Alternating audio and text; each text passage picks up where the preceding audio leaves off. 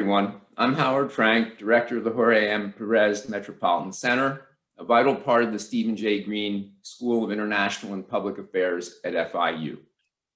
Thank you very much for joining us for today's webinar, When Work Disappears, Planning the Post-COVID-19 Economy. Our center was founded in 1997 as an applied social research branch of FIU, dedicated to inform public policy in the region. Since then, we've become South Florida's leading urban think tank. Our work has four pillars: economic development and housing, performance management, evaluation and survey research, training, and applied economic and demographic research. Decision makers in the public, private, and nonprofit sectors turn to us for thought leadership and policy guidance to improve their organizations and communities. We are evidence-driven and dedicated to enhancing the quality of life in our region. We take great pride in our contribution to FIU's national recognition as an engaged university. Now let me turn to brief biographies of our presenters, Dr. Ned Murray and Dr. Maria Ilcheva. Dr. Murray is Associate Director of Research for the Center. He has over 20 years of professional urban planning and development experience, including 12 years as a former Director of Planning and Development in Massachusetts. He's a national expert on industry clusters and targeted industries. Dr. Murray has authored and presented numerous papers on economic development, housing, and urban planning, including articles in Economic Development Quarterly and the Economic Development Journal. Dr. Murray led the planning team on the design and development of Midtown Miami and the revitalization of the worldly renowned Wynwood Arts District. Dr. Maria Ilcheva is Assistant Director of Planning and Operations and a proud Panther who earned her PhD in political science. She is our resident methodologist who applies her skill and to a wide variety of policy issues, including wages and compensation, economic development, and workforce development. Dr. Ilcheva also directs our Census Information Center, which is a direct affiliate of the US Census.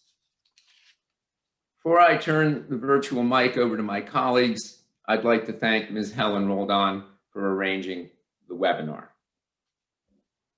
Dr. Murray, you have the floor. Good morning, everybody. My pleasure to be here. Let me first start with a little bit of background. As I think many of you know who are joining us today, the Metropolitan Center has been engaged in the economic and community impacts of COVID since March with a series of webinars and publications that are on our website. This ongoing discussion relative to reindustrialization in the post-COVID era, a lot of this really had its beginnings a couple of years ago when we began thinking about how we began reframing the whole community development field. And we have to extend our thanks to Bank United for their ongoing support in that regard. They saw that as an important issue going forward, and with the COVID pandemic taking place, all those issues, whether they be housing, jobs, wages, workforce training, have all been magnified. So what we're speaking on today, and we really want to be able to talk about this in a forward-thinking way, is really the planning for the post-COVID economy. But a lot of those issues were already in place prior to COVID. Next. As many of you know, the problems we've had with our economy, both nationally and locally,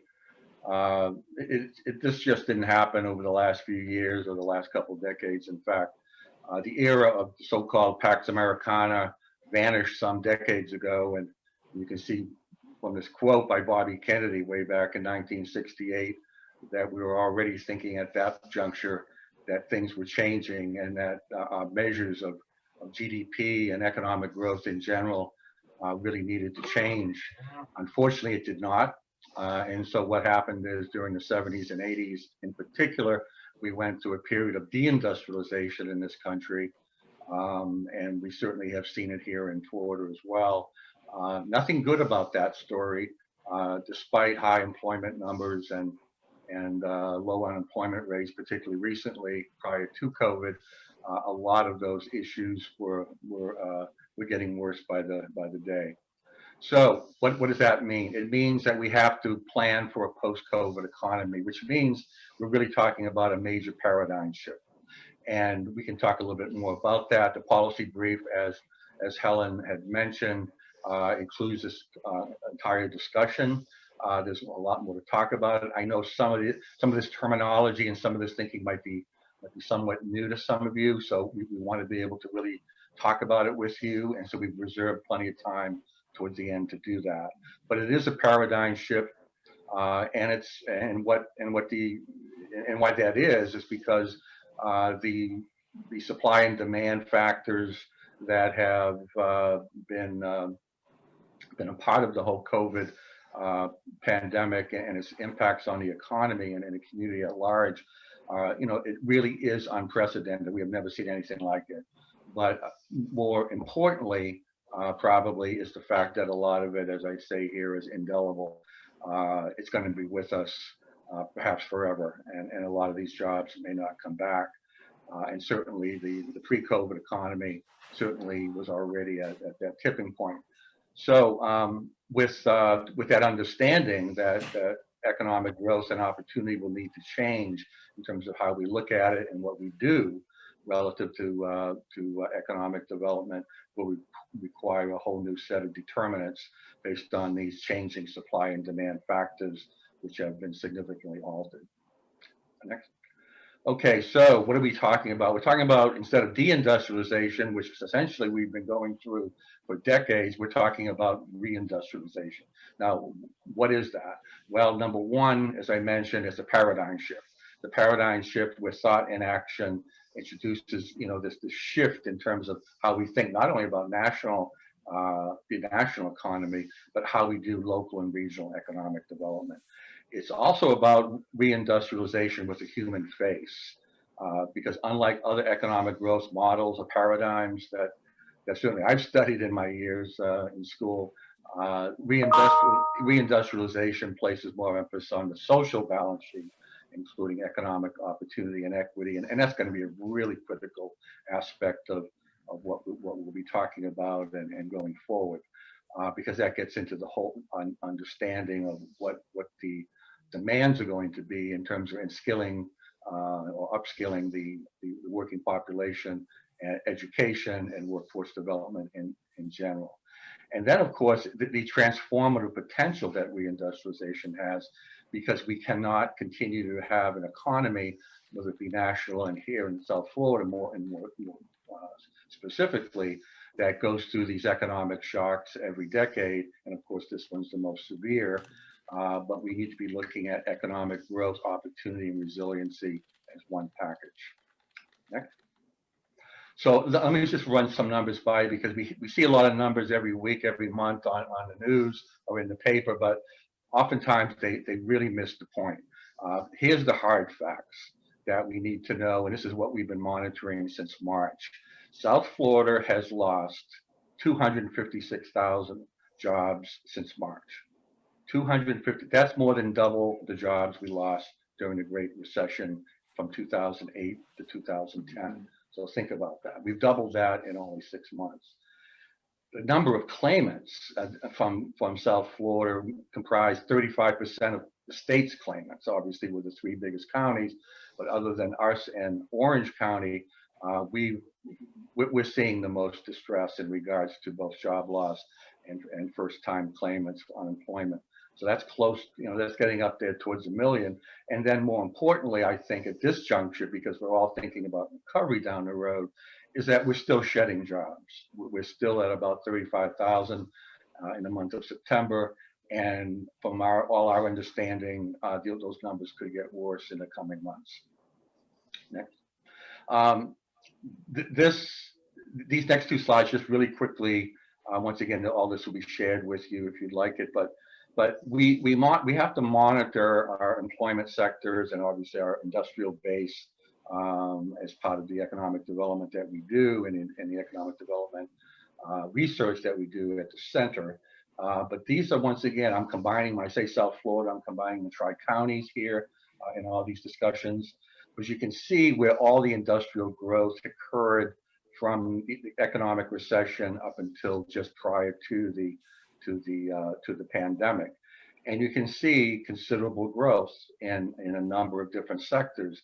Unfortunately, for the most part, you see those numbers and those percentages, most of those jobs are low wage jobs. In fact, the average, or should I say, the median hourly wage of all these jobs in South Florida, in fact, all the jobs, occupations in South Florida is just over $17 an hour.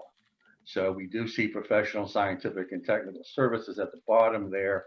But even with those jobs and the increase that we had seen, we're still looking at largely service sector jobs, low paying service sector jobs.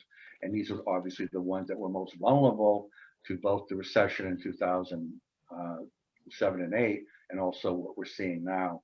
Now, this next slide is probably the most disturbing because it really drills down to what we're really dealing with. You see those job growth numbers again, the same ones you saw on the previous slide in that first column, and then to the columns on the right. The first one shows you the claims within those specific industry sectors, doubling that growth in the last 10 years. And then the column on the right, the actual job loss associated with those.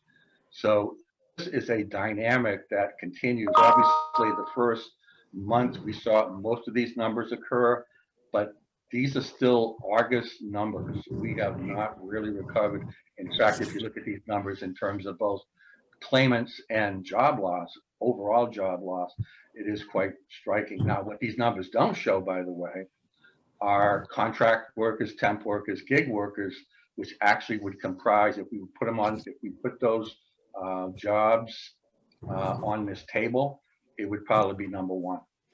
So good morning, Ned. This is Daniela, a few minutes late. Dr. Murray, I'm so sorry. Next slide, please. Hear me. Hello, hello, Okay. Dr. Murray. So Hello? Daniela, you're on. Oh, I'm sorry. I know, I'm so sorry I'm running late. Is it possible to say hello for a moment now? Commissioner Cava, if you give us a minute, Dr. Murray will finish up and introduce you in just a minute. Very good. Perfect. Thank you. I'm so sorry.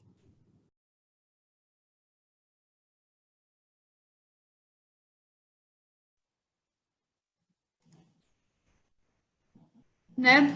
okay. I'm going to leave you at this point because Dr. Ilcheva will get into the specifics or in terms of a real specific industry.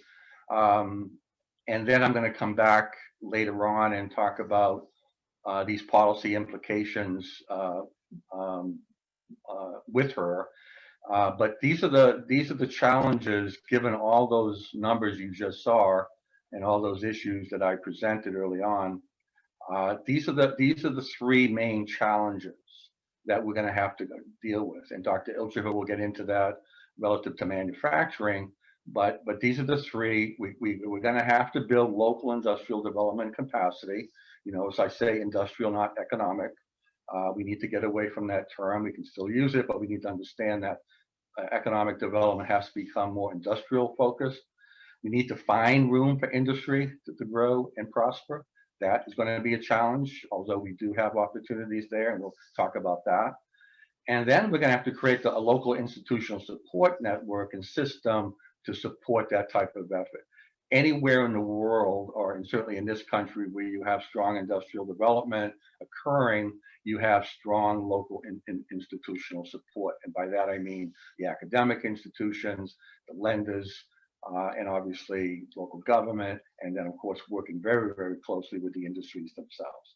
So with that, I'm going to first introduce County Commissioner Daniella Levine Cava, who'd like to say a few words, and then we're going to get back to Dr. Ilcheva, who's going to talk about manufacturing, and then back to me to get into some of the specifics. Thank you.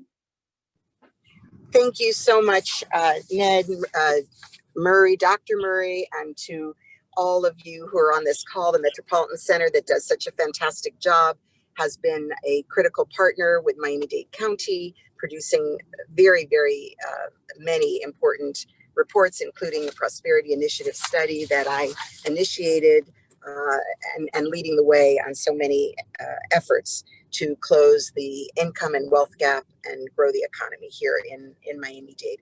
Also housing, affordability issues. So I think probably I'm a little late to the game. So I'm not going to go over some of the data that no doubt has been shared already about the actual state of our economy. But I do just want to say that this conversation is the conversation that we need to have. Where does the future take us? What are the jobs looking ahead that we need to aggressively pursue? And by the way, how do we do that in partnership with great institutions like FIU and the Metropolitan Center? So I think this conversation showcases the way that government has to work together with academia and the private sector to get it done. So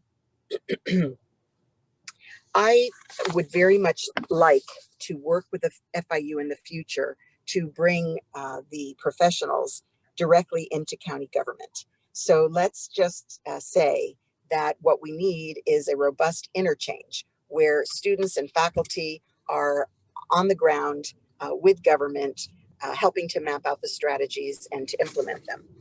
So that is something that we can look forward to in the future. We also need to look at our procurement practices in government. How do they favor those who've been left behind?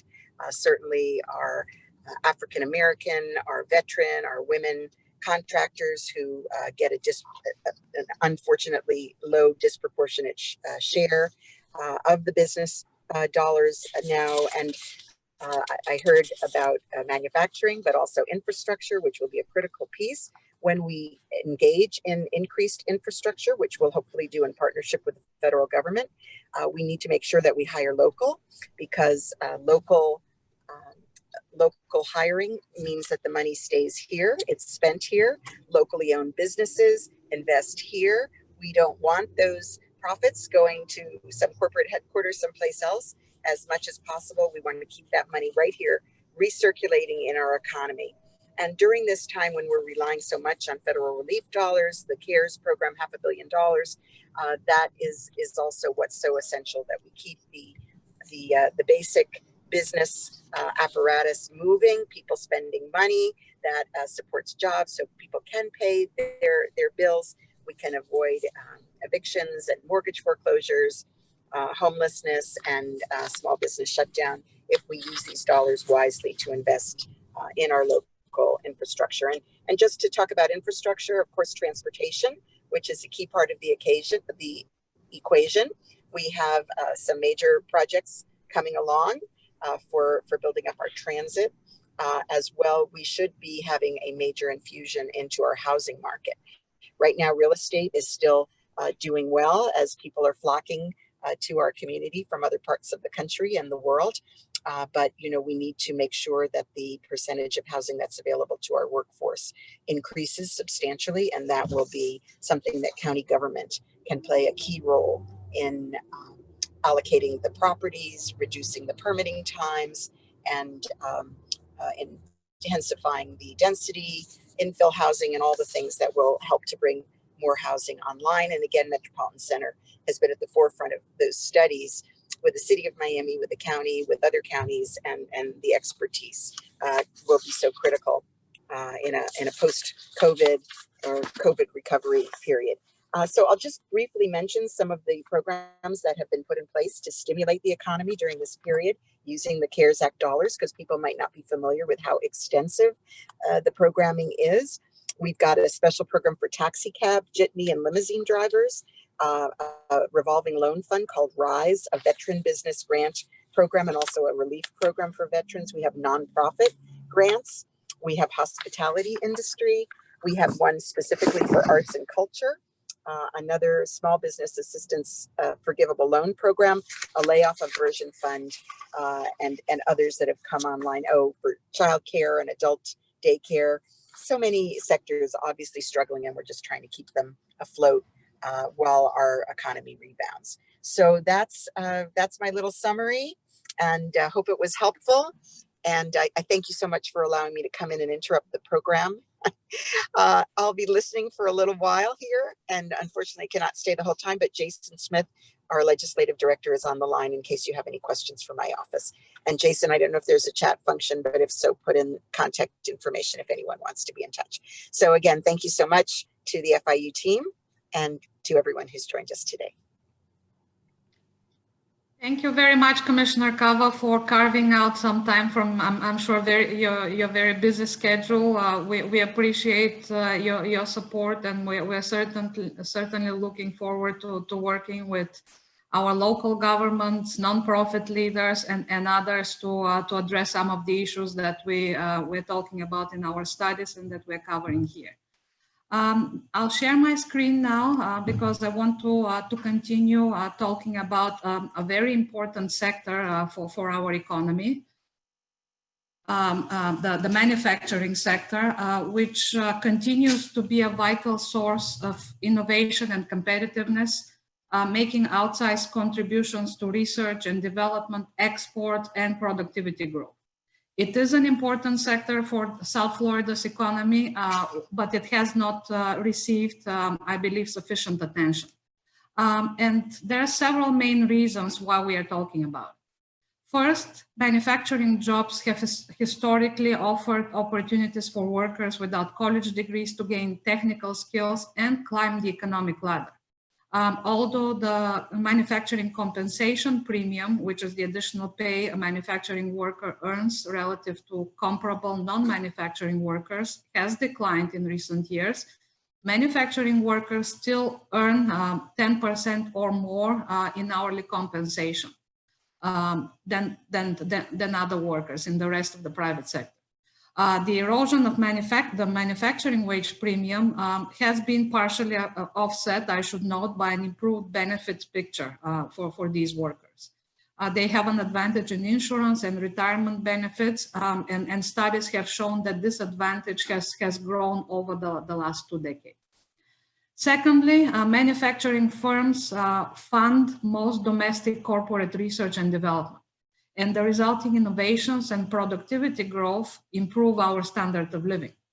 Manufacturing, I also noted, drives US exports. It makes up 9% of employment and 12% of US GDP, but drives 35% of productivity growth, 60% of exports, and 70% of private sector research and development investment. Manufactured goods are also crucial for the service industries. Even though about 2/3 of the economy is composed of service sector firms, these service industries are dependent on manufactured goods for their operation and for their own technological progress. A significant portion of a region's wealth is derived from manufacturing. Each manufacturing job supports 3 other jobs in the wider economy through something called the multiplier effect.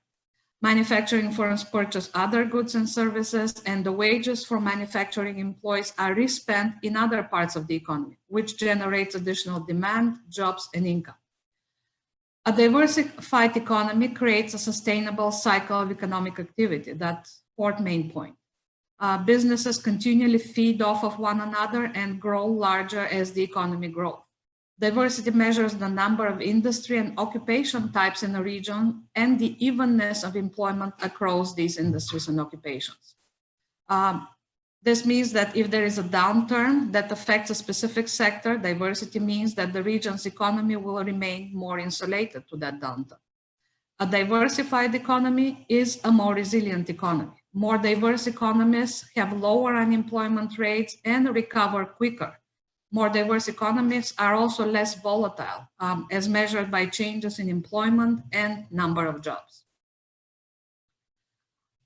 Although in our economic development work, we've always paid attention to the characteristics of our economy with specific attention to opportunities for high wage jobs, Our most recent research with the specific manufacturing focus was released last year with the Make It Miami report on the manufacturing sector in Miami-Dade County.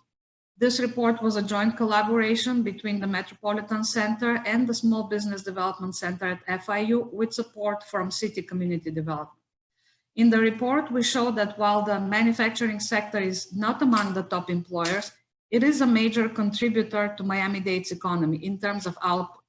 The sector's output or value of production in 2018 was over 17 billion, or almost 7% of the total output of Miami-Dade's economy.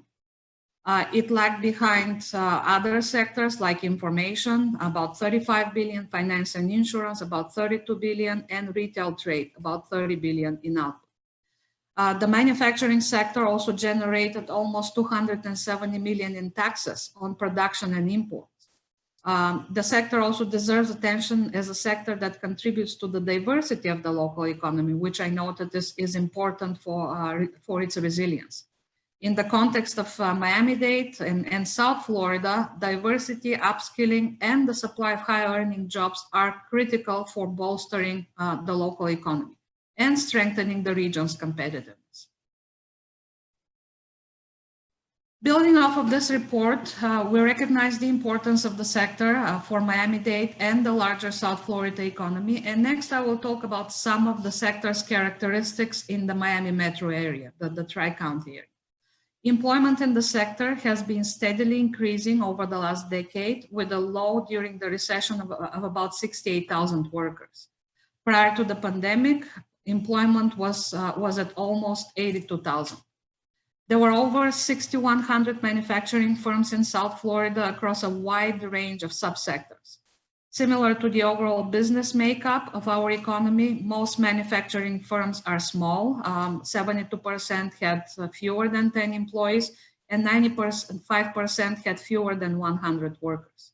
The definition, I should note, of a small business depends on many factors. It varies by industry, but takes into account the number of employees and, for some sectors, annual receipts. In terms of employment, the general rule for small business that the Small Business Administration uses is that the company has less than 500 employees. As I noted, though, that varies. In the tortilla manufacturing subsector, the number of employees a business can have may be as high as 1,200. In the hardware manufacturing sector, the workforce of a firm to qualify a small business may be up to 750. Wages in the manufacturing sector are typically higher than many other sectors. The latest data we have is from the third quarter of 2019, and when annualized, we see a significant decrease in manufacturing wages from 2018 to 2019. I want to point out, and this chart shows that real wages in South Florida have been stagnant over the past 2 decades.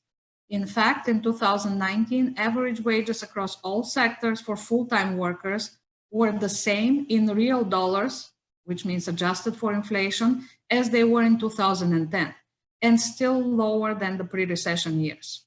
Average wages are significantly higher in larger firms. Companies with fewer than 20 employees pay about $45,000 on average, compared to companies with 20 to 50 employees, which pay about $53,000 on average. That is a fact across all sectors, not just manufacturing. In other words, supporting and expanding existing businesses benefits the broader economy as they employ more, but also have a better chance of paying higher wages. There are some broad trends that are important to the manufacturing sector. Manufacturing companies are adopting disruptive technologies for purposes of performance and profit improvement. Many are experimenting with technologies such as machine-to-machine digital connectivity or the industrial Internet of Things, artificial intelligence, advanced automation, robotics, and machine learning. The impact of this shift will be so transformative that it is commonly referred as the fourth industrial revolution. Robotics and automation have been commonplace, as you know, in industrial manufacturing for decades. but we are seeing a new wave of opportunity driven by declining technology costs, growing functionality, and an expanding range of environments in which robotics can be deployed. I should note that the manufacturing promotes innovation, productivity, and trade more than growth and employment. It is a diverse sector with specific drivers of success for its subsectors. Some are more labor or more knowledge intensive. Some rely heavily on transportation, while others rely on proximity to customers. But in the long run, manufacturing share of employment will remain under pressure as a result of ongoing productivity improvements, faster growth in services, and global competition. My third point in relation to trends in the sector is related to the changing nature of manufacturing. Technology is reducing the space needs of manufacturers and impacting supply chains and location choices, which empowers the return of manufacturing to urban areas. That's known as the industrial urbanism movement. That movement aims to redefine the role of industry in the city, making it as much a part of the urban fabric as housing or commerce. I quote from industry sources.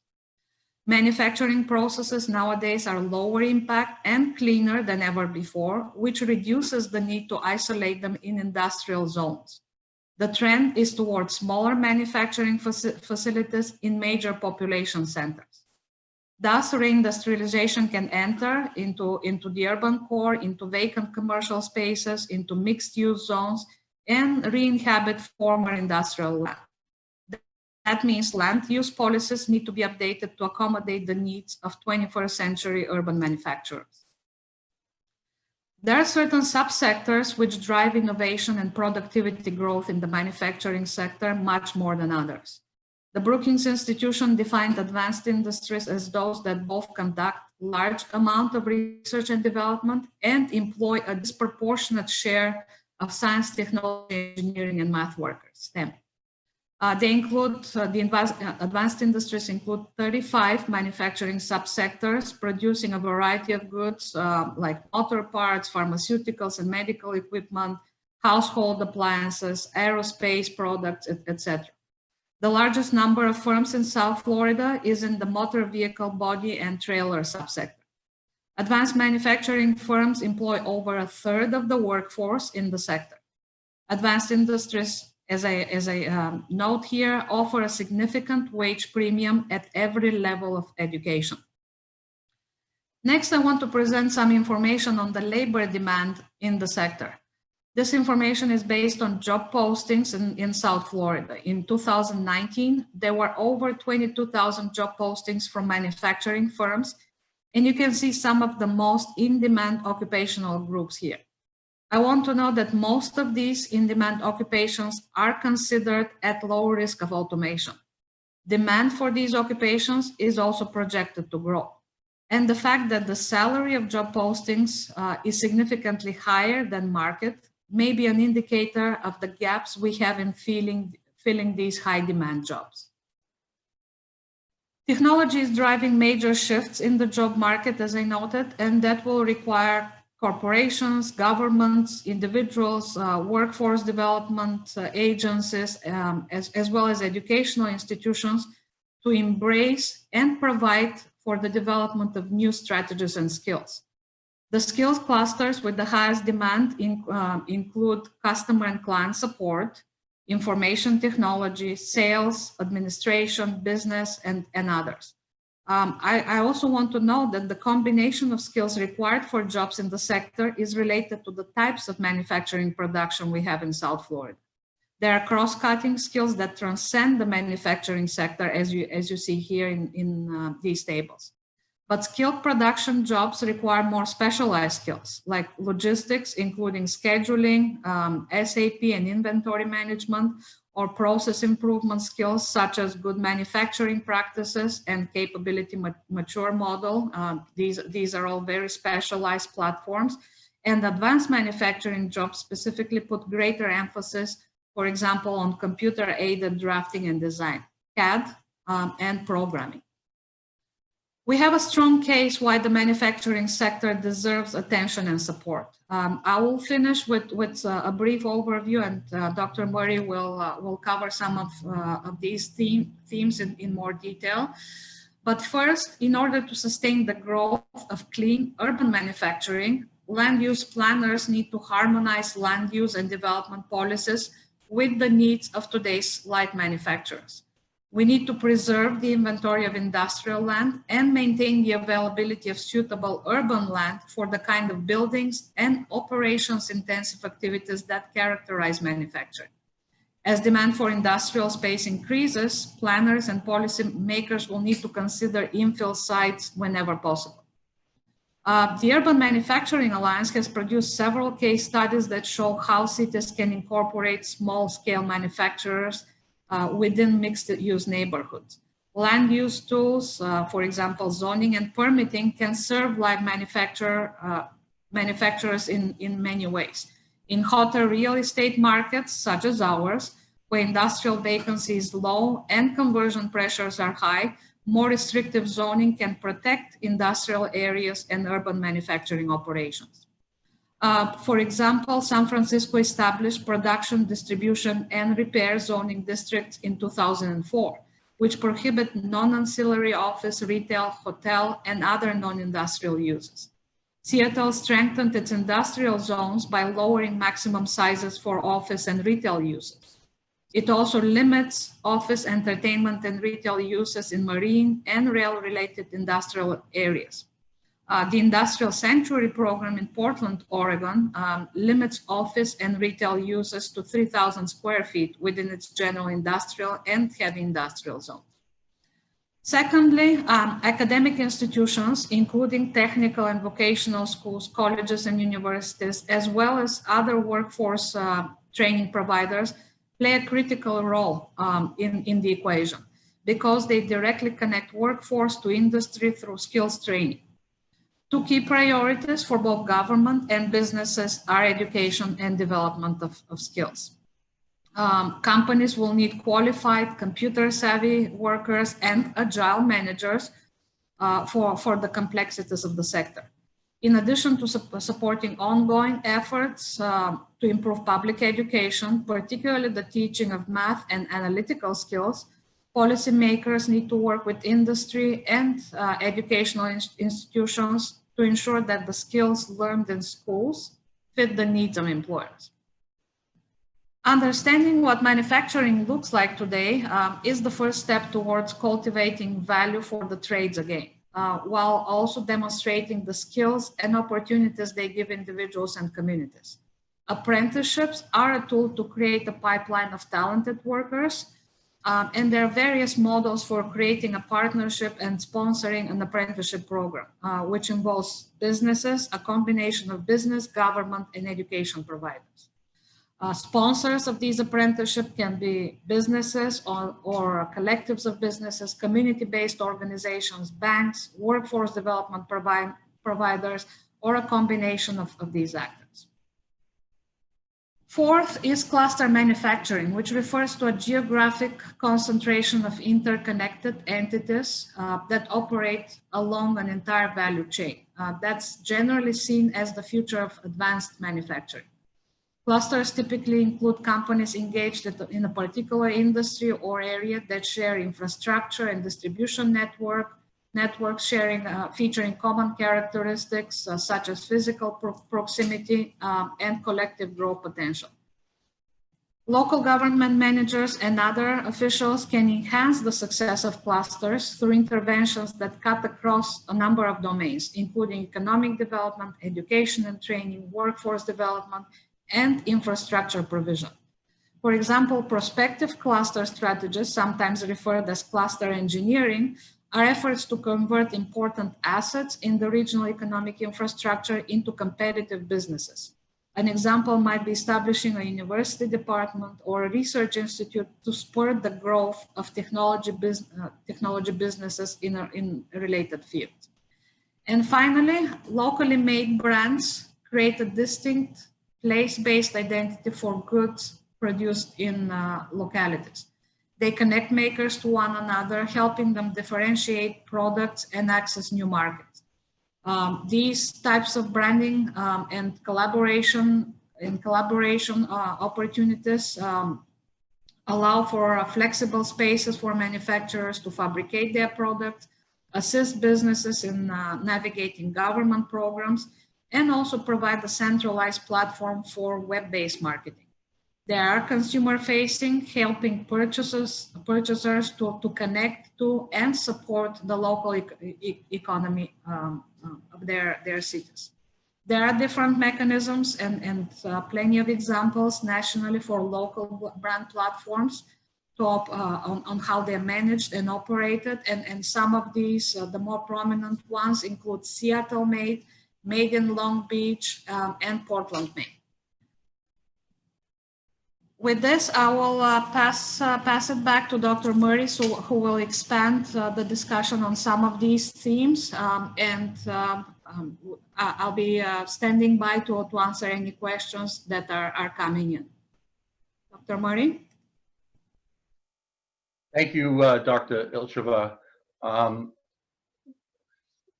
The presentation that Dr. Ilcheva just provided reminds us that when we think of the term deindustrialization and the deindustrialization of America, manufacturing is the first sector that we think of.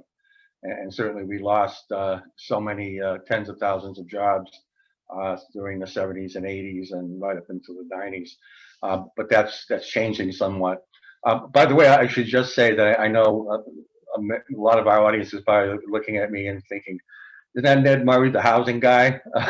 Well, actually, this is my background. South Florida has certainly placed me into a situation where affordable housing, workforce housing has become so critical in the last 15 years.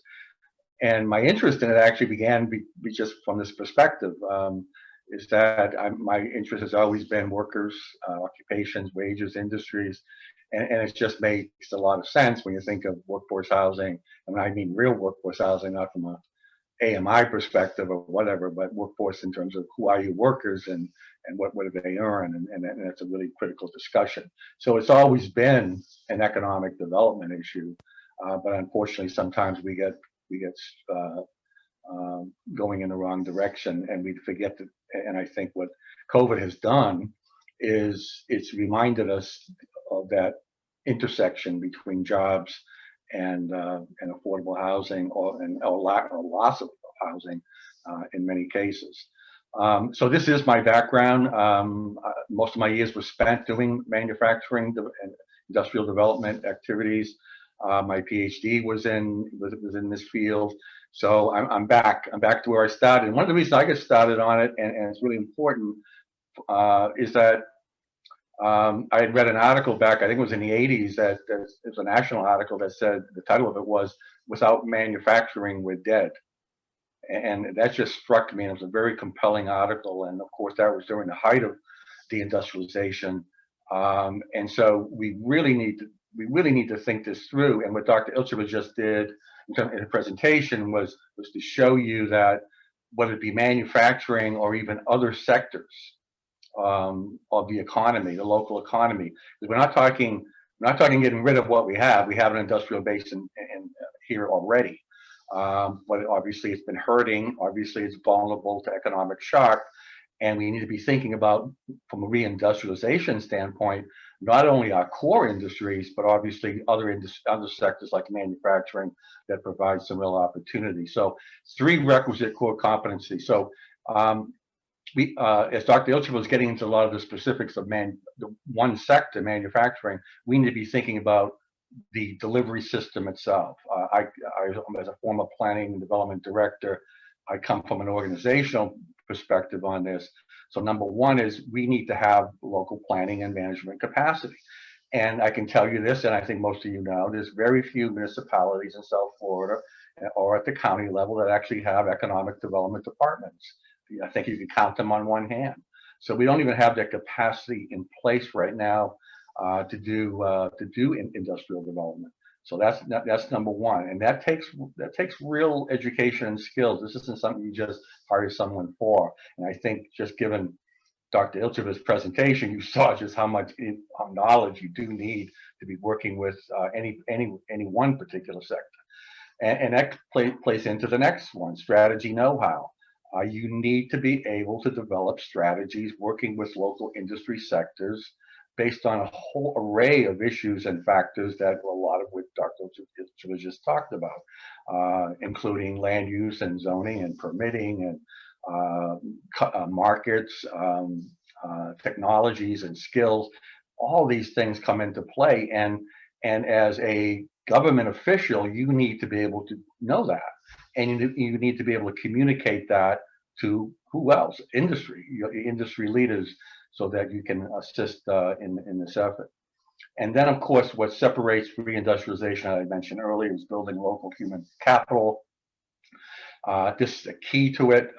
We've been talking about inclusion and equity and mobility for so long, and yet we really haven't been able to move the needle a whole lot. But reindustrialization with this type of framework is just what is needed to begin thinking with that mindset. So moving forward, so planning for industrial development. Okay, what should a local government do? You need to begin. Well, number one, you need to create the planning and management capacity. And then once that's in place, and you have people that know how to do strategies and understand the industries that you're working with, you begin by doing a competitive assessment of your community. You need to know what your economic base, your industrial base is all about. You need to know the issues. You need to benchmark yourself. This is number one, and that's a fairly straightforward thing to do, because without that knowledge, it's going to be really, really hard to go forward. But that really creates the underpinnings for any kind of planning that you'll be doing going forward. So with that, you can then begin to design your industrial development planning around specific sectors. And like I said, manufacturing is one. It's more nuanced right now, but it's growing. It has enormous potential. So that's one that you'd want to consider, because we do have manufacturers here. We don't have a critical mass in the counties, but we have a solid representation of manufacturers in a range of industry types throughout South Florida. And then it's the institutional partners, including the industries themselves, that need to be a part of this. Government can't go it alone. This only gets done if you have strong institutional partners in play from day one. So that's one of the first things you would need to do early on in the planning process. Next. Dr. Ilchev will get into some of this stuff. Industrial land and building inventory. You need to know what that is, by the way. Here's a couple important tidbits. Number one, all the remaining industrial land is in South Florida for the most part. I'd say 75 to 80% of it is located 1 mile east and west of I-95.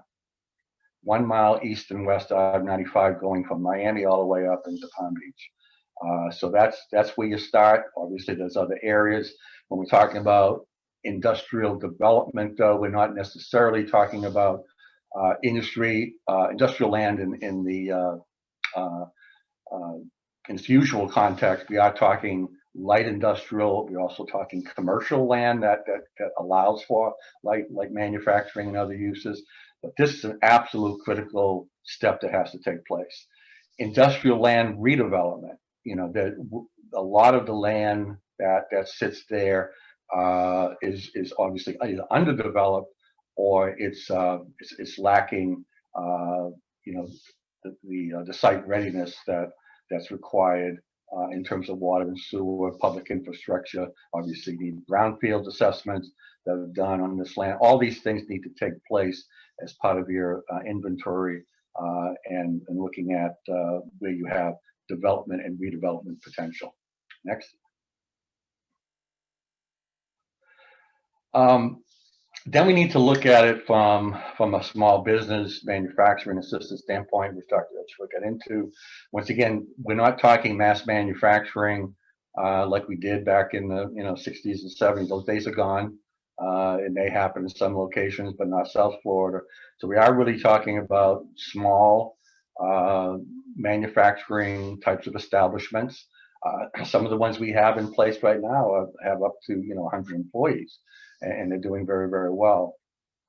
But overall, when we think about manufacturing going forward, we're talking about more micro or mini. There's a lot of terms that have been used around the country and the world. So it's going to require what any small business would need in terms of financial assistance, venture debt capital. Obviously, the location is critical, and that's another reason why it's so essential that local governments have the capacity to work with businesses to be able to understand what their location needs are, whether it be land or whether it be buildings, understanding what their space needs are. And this gets very, very specific, but it's something that's essential that we as government officials know when we're out there talking with businesses and visiting them on sites. So this is the really critical level of competence, as is the technical.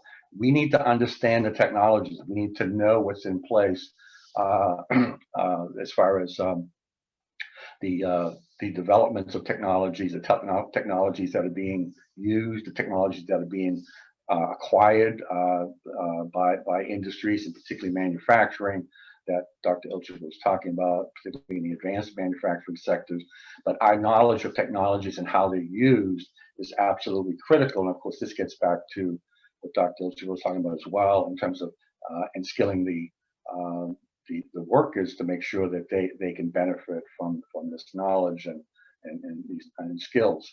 And then, of course, it's the marketing itself. A lot of businesses, particularly manufacturers, in my background, having worked with them for many, many years, they don't always know what their markets are. They understand who their customers are to get started, but expanding those markets, not only nationally, locally, but abroad, is really where we can help a lot there. Import, export types of training and seminar, all these things can be done working with local manufacturers. And obviously there's examples of around the country of how that's being done. But once again, this requires a lot of competency and a lot of interaction between local government and local manufacturers and other businesses for that matter. And then this last point, the creation of business and manufacturing districts, this gets back to my point I made earlier on, finding room for industry. We absolutely have to find room for industry.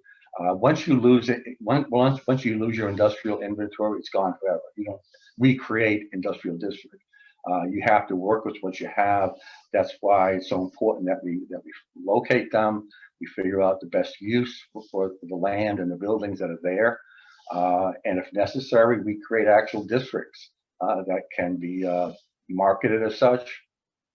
And then obviously with assistance directed locations into that would locate there, along with workforce some needs and where they'd be working. So really important to be manufacturing districts as well. Next.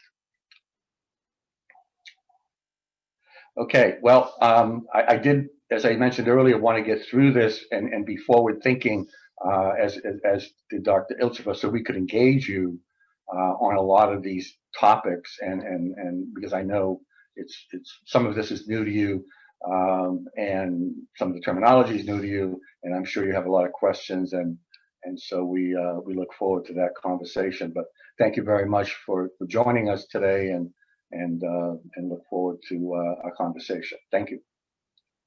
Thank you so much, Dr. Zilcheva and Dr. Murray. So we have gotten a bunch of questions from the audience. I'm going to go ahead and get started with the Q&A portion. So this first question, are there any initiatives or strategies addressing the new post-COVID labor market, including training and placement opportunities for unemployed workers whose jobs have been replaced by new technologies and automated systems?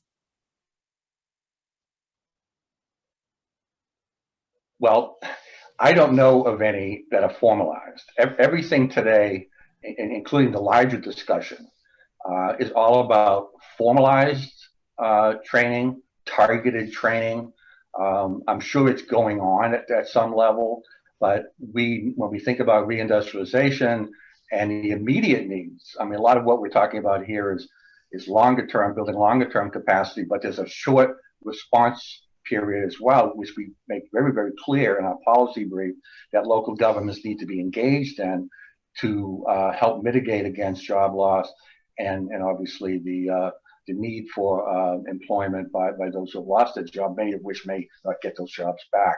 So this is one of those immediate policy agendas that local governments need to be involved in. But it's not just local government. It's going to have to be the institutions. It's going to have to be the industries that are here. So there's a rapid response, and then there's a longer term response. I just want to add that the focus in recent years has shifted a little bit from upskilling to reskilling, and that's what this COVID-19, hopefully post-COVID-19 economy will have to focus more on. Transitioning workers from industries, from occupations that are at a very high risk of automation and job loss, not just because of shocks like a pandemic shock, but because of automation and advancement in technologies. There aren't any local such local strategies for reskilling or preparing workers specifically for the manufacturing sector. But there are such programs in other sectors, in healthcare, in hospitality, through local providers. Miami-Dade College has such programs. Even FIU offers some certifications that are another way to reskill people and for them to be able to take jobs in sectors different from the ones they were previously occupied. So it's not a completely unique proposition, the reskilling of workers. It just needs to be done in a thoughtful way that, as I mentioned, ensures that we do achieve a diverse and resilient economy. We can't ignore certain sectors, and certainly not ignore sectors like manufacturing and advanced manufacturing that have such a high potential for productivity, overall economic impact, and ultimately impact people's lives. And I should also note that there are opportunities for us to build an inclusive and more equitable economy by focusing our efforts on typically underserved and disadvantaged populations through the development of these programs, specifically targeting workers and groups of potential employees who are not participating in the economy, who are underemployed and lack the necessary skills to take advantage of these new jobs. Thank you, both of you. So this next question is focused on the undocumented population in South Florida. How does the restoration of the economy and in manufacturing include the undocumented population, understanding they are not eligible for many, if any at all, emergency relief, yet are pivotal to our hospitality and agricultural industries? Well, that's a difficult one, but if you think about manufacturing in general, you know, who took those manufacturing jobs 100 years ago was our immigrant population, many of which were obviously undocumented. So we need to be thinking about this, because from a larger community development perspective, we need to understand that we have a large immigrant population, we have a large undocumented immigrant population that come with skills already. Many of them, they may not have the educational background and certainly the skill sets that are needed at this juncture. But when we get into the human capital aspect of reindustrialization, I can't think of a better population group that should be engaged in that. We need to be thinking about human capital, as I said, and it gets back to, you know, the quote from Bobby Kennedy back in '68, you know, everything is based on production right now. And we need to be thinking, as Dr. Silva just mentioned, equity, opportunity, and that's for all our population, all our workers, whether it be documented or undocumented. Thank you. This next question is for Maria. Maria loves a strategic approach to addressing the issues. How can we implement these strategies effectively?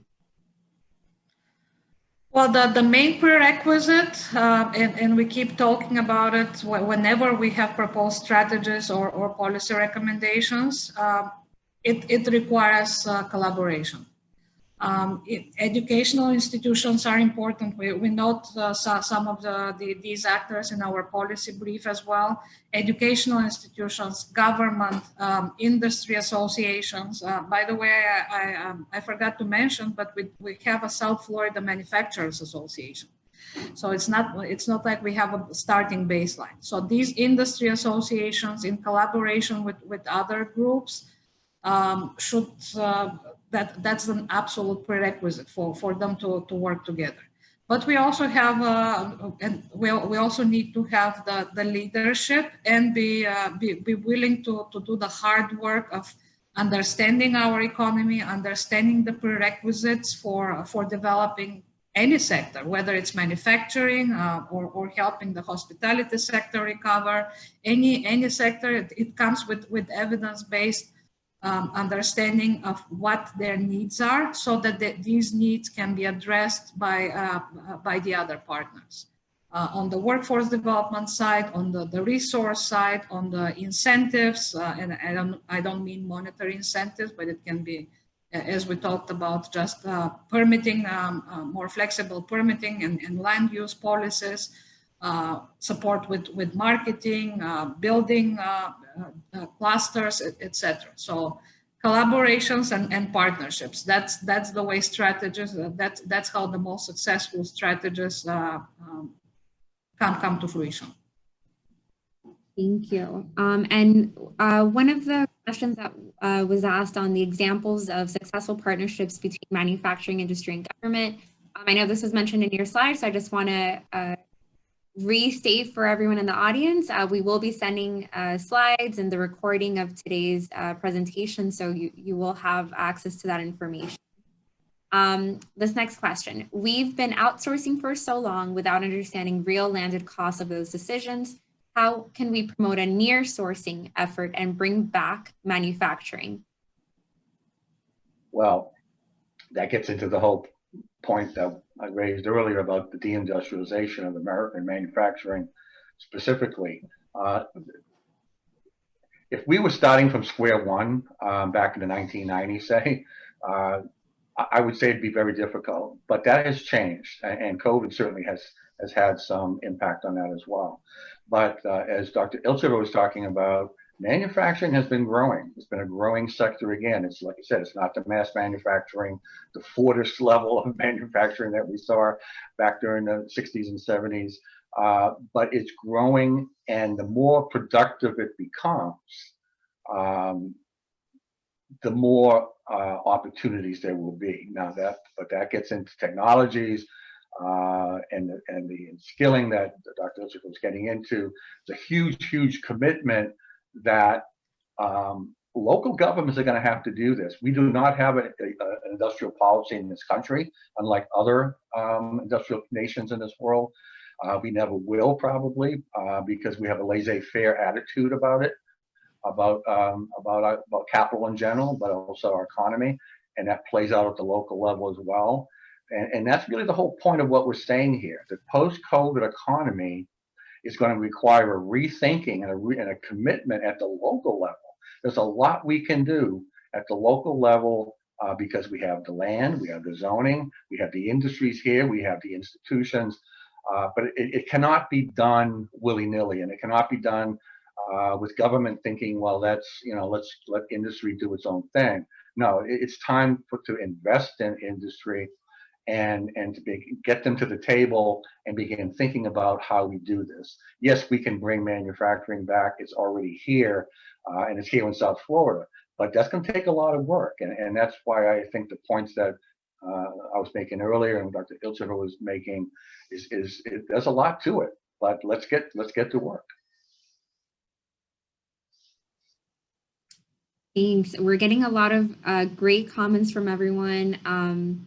So one person mentioned that it's important to consider retraining and apprenticeship for older workers who may have lost jobs in the current economy. Another individual mentioned training for language is essential, especially for immigrants. Maria, I was wondering if maybe you can mention the workforce asset map and that initiative with the Miami Foundation. Right.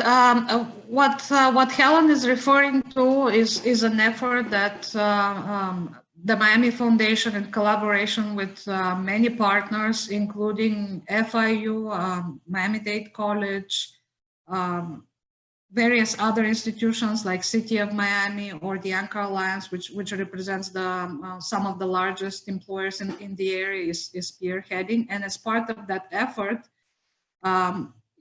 there was a report that was produced that identified specific occupations in Miami-Dade County. It's a local Miami-Dade County effort that have the highest potential for growth and that pay living wage, that are considered living wage jobs. So when as part of that effort, as an extension of that report, the work entails identifying providers who can develop the workforce and the workforce skills in these particular occupations. So we do have some local examples of this evidence-based understanding that I spoke about earlier, looking at who the workers are, what the demands from businesses are, and what are the occupations that we need to be enhancing and supporting because they pay a living wage as a way to grow our economy. It's all interconnected. We can't just focus on one side of the equation. I keep insisting on that, but keep repeating myself, but we do need all providers, educational, government service, business to work together and create a seamless ecosystem. We don't have that currently. Dr. Murray also mentioned that. It is important to build that ecosystem of collaboration so that we can move forward, especially in times like these. This is a difficult time, but it presents to us an opportunity to rethink the way we've been doing things and change it for the better. Thank you. Some of these fourth industrial revolution technologies represent a threat to established institutions and industries, including government. How should we in Miami-Dade County navigate the legal and political intricacies of this new era? Well, I can start, and then I'll let Dr. Ilcheva chime in as well. But this is part of the evolution. Dr. Ilcheva mentioned the fourth industrial revolution. It's been with us for a while. And shame on us in some ways that we have not put some of this thinking in place and some of the ecosystem that she refers to in place, because that's what it's going to require. Productivity doesn't have to mean loss of work. It has in the past. It always has. Technology gets introduced and we have job loss. But the whole concept of reindustrialization with the human face is about bringing our workers up to the level of skills and knowledge that's necessary and provides the opportunity for them. It's not just about productivity. Productivity is important, of course. We have to have productivity and we have to have companies making money, but we need to figure out ways to invest in technologies. I mentioned earlier technology transfers, technology share. There's so much that can be done, but unless you have government-led, and I want to make that point clear too. Where does this all start? It starts with local government. But a government-led reindustrialization, thinking, mindset, building that local management and planning capacity, and then tackling all these issues head on, working with local industries. Technologies are expensive for a lot of companies, particularly with small companies. But this all can be done. It's been done before, and it's been examples of it around the country and around the world. I just have very briefly. I want to add that this discussion about the future of work and the changing nature of our economy as a result of technology We've been talking about it for a while now. Certainly in the manufacturing sector, as I noted, automation and adoption of new technologies, they've been a leader in that regard. But the adoption of technology doesn't necessarily mean a dismal loss of jobs. These technologies will require skilled workers who can use them and implement them in their workplace. And some of the jobs are, as I noted, in the manufacturing sector, but in other sectors as well, like construction, which is another sector that's ripe for automation. Some new jobs will be created. Other jobs will remain because they simply cannot be done by machines, at least not yet. The technologies have not advanced.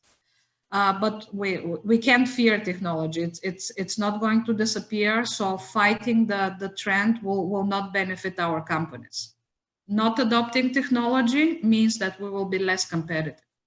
So the only way for firms to keep up with the competition and continue being profitable and productive is by staying on trend or even going in advance of the trend in the adoption of technology. Thank you. We have time for just a couple more questions. This next one, shrinking of government present in other recessions and throughout the years. Will the COVID-19 impact affect the local government's ability to address economic shortcomings and a lack of living wage jobs? Well, I think we've made it clear from our first webinars that government has to assume this role. That leadership has to be there, and they need to build that capacity, to do that, both on the short term and the longer term. So our mantra has been, post-COVID economy starts now, and that's where we've laid this out for you today. It's also in the policy brief, building those core competencies that are going to be required. But if government takes it seriously, and every local government can do this, that's the other thing. This is something you can do. This isn't something that has to happen in Tallahassee or something even has to happen to county level, obviously, but it would help to have something at the state and the county level. But each municipality can take this on and build that capacity, build those core competencies, and then you're off and running. All right, last question. What more can we do in South Florida to attract resilient middle class supporting jobs and retain jobs? Well, let me start. I'll let I've always been a believer in what Jane Jacobs, the famous planning observer, once said, is that we don't attract the middle class, we need to grow a middle class, and we certainly have a great need for that here in Miami-Dade, where we have such pockets of poverty, but yet we have so many workers, people who are working in these communities, but they're working poor. So we need to be able to focus on building that. I mean, granted, if you begin to industrialize and create job opportunities, that is going to bring people here. But ultimately, the goal of reindustrialization with a human face is to build human capital, make those investments in our workers, and then create those opportunities not only for the workers themselves and the businesses, but to then grow a more sustainable and more resilient economy, because they're businesses that are local, and the workers live here and have an attachment to the area. And just to echo that, it works both for both businesses and residents. We do need to invest in retaining what we have. Attracting middle-class workers from other areas obviously has some negative consequences for displacing local workers. We talk about gentrification, rising housing costs, etc.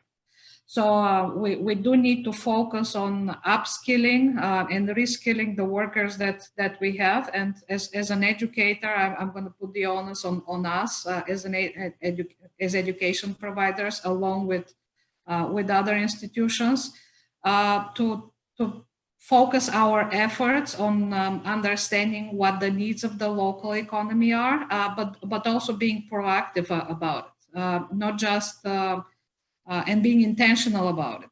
Providing the skills, the degrees or the vocational training that will uplift workers that are locally here.